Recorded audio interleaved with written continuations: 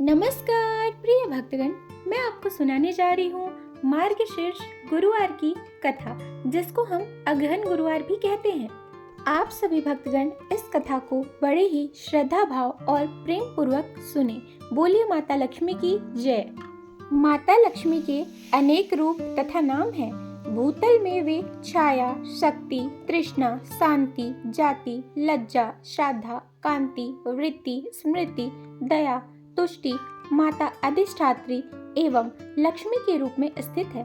उन्हें प्रणाम करते हैं। कैलाश पर्वत में पार्वती, क्षीर सागर में सिंधु कन्या, स्वर्गलोक में महालक्ष्मी, भूलोक में लक्ष्मी, ब्रह्मलोक में सावित्री, ग्वालों में राधिका, वृंदावन में रासेश्वरी, चंदन वन में चंद्रा, चंपक वन में गिरिजा, पद्म वन में पद्मा, माल्टिव में मालती, कुंदन वन में कुंदंती, केतकी वन में सुशीला, कदम्ब वन में कदम्बमाला, राजप्रसाद में राजलक्ष्मी और घर घर में गृह लक्ष्मी इन विभिन्न नामों से पहचानी जाती है। इस तरह सर्वथा चारों ओर सर्वभूत में सुपरिचित माता श्री महालक्ष्मी की यह कथा है। अब हम माता लक्ष्मी की कथा प्रारंभ करते हैं। भारतवर्ष के सौराष्ट्र देश में द्वापर युग की यह कहानी हुई है। सौराष्ट्र में उस समय भद्रश्रवा नाम के एक राजा थे। वे बड़े पराक्रमी राजा थे। 4 वेद, 6 शास्त्र, 18 पुराणों का उन्हें ज्ञान था। उनकी रानी का नाम सूरत चंद्रिका था। रानी दिखने में सुंदर और सुलक्षणा थी तथा पतिव्रता थी। उन दोनों को 7 पुत्र तथा उनके बाद एक कन्या का वरदान मिला था। कन्या का नाम श्यामबाला था। एक बार महालक्ष्मी जी के मन में आया कि जाकर उस राजा के राजप्रसाद में रहें। इससे राजा को दोगुनी धन दौलत की प्राप्ति होगी और वह इस धन दौलत से अपनी प्रजा को और सुख दे पाएगा।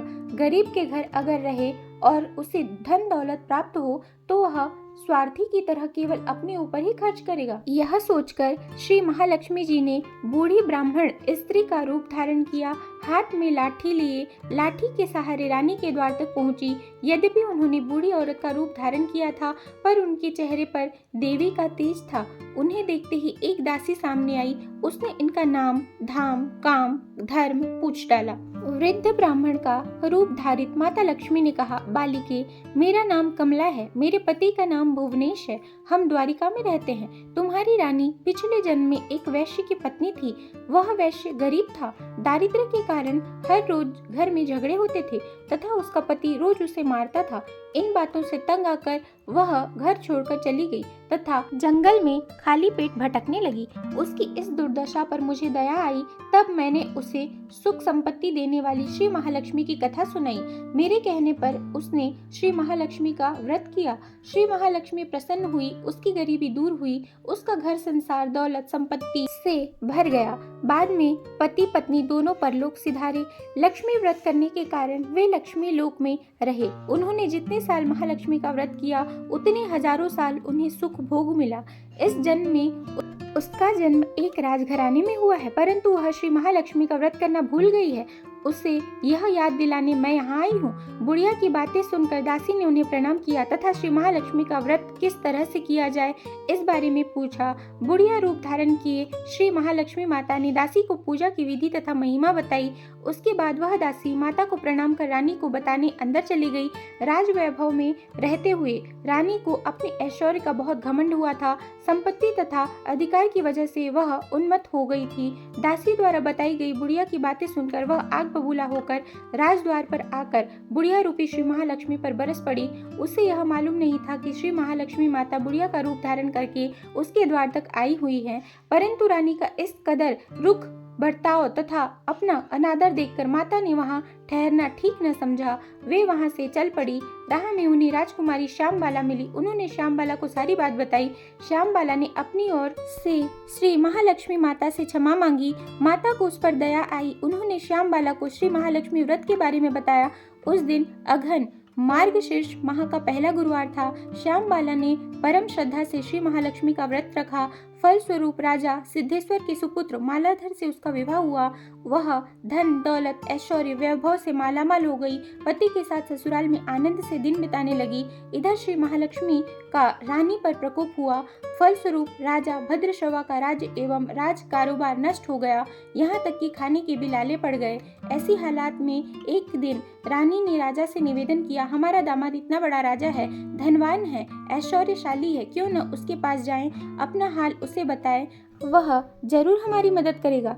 इस बात पर राजा भद्रश्रवा दामाद के पास रवाना हुए। राज्य में पहुंचकर एक तालाब के किनारे थोड़ी देर विश्राम लेने के लिए ठहरे। तालाब से पानी लेते आने जाने वाली दासियों ने उन्हें देखा। उन्होंने विनम्रता से उनकी पूछताछ की। तब उन्हें यह मालूम हुआ कि ये रानी श्यामबाला के पिता हैं। तो दौड़ते हुए जाकर उन्होंने रानी को सारी बातें बता दी। रानी ने दासी के हाथ राज परिधान भेजकर बड़े ठाट से उनका स्वागत किया, आदर सत्कार किया, खान पान करवाया।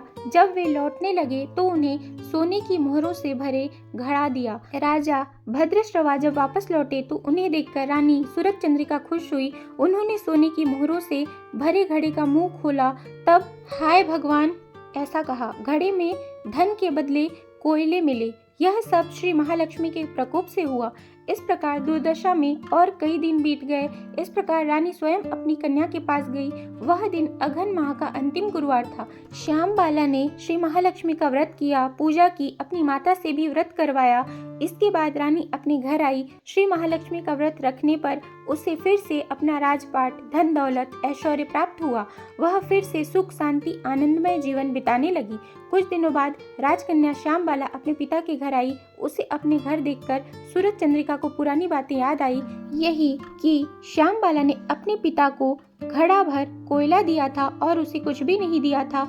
इस कारण श्यामबाला को पिता के घर आने पर उसका कोई आदर आतिथ्य नहीं हुआ, बल्कि उसका अनादर हुआ। पर उसने इस बात का बुरा नहीं माना। अपने घर लौटते समय उसने पिता के घर से थोड़ा नमक ले लिया। अपने घर लौटने पर उसके पति ने पूछा, अपने मायके से क्या लाई हो? इस पर उसने जवाब दिया, वहाँ का सार लाई हूँ। पति ने पूछा, इसका मतलब क्या हुआ? श्यामबाला ने कहा, थोड़ा धीरज रखें, सब मालूम हो जाएगा। उस दिन श्यामबाला ने सारा भोजन नमक डाले बिना बनाया और परोसा। पति ने खाना चखा। सारा खाना नमक बिना था, इसलिए स्वाद न आया। फिर श्यामबाला ने थाली में नमक डाला, इससे सारा भोजन स्वादिष्ट लगने लगा। तब श्यामबाला ने पति से कहा, यही है वह मायके से लाया हुआ सार। पति को उसकी बात सही लगी। फिर वह दोनों हंसी मजाक करते हुए भोजन करने लगे। कहा गया है कि इस तरह जो कोई श्रद्धा भाव से श्री महालक्ष्मी की पूजा करे, उसे माता की कृपा अवश्य प्राप्त होती है। सुख, संपत्ति, शांति प्राप्त होती है, सभी मनोकामनाएं पूर्ण हो जाती है। परंतु यह सब प्राप्त होने पर माता की पूजा को भूलना नहीं चाहिए। हर गुरुवार को व्रत पाठ अवश्य करना चाहिए। इस तरह श्री महालक्ष्मी की महिमा भक्तों की मनोकामना अवश्य पूरी करती है। इस प्रकार श्री महालक्ष्मी की गुरुवार की कथा संपूर्ण होती है। बोलिए माता लक्ष्मी की जय।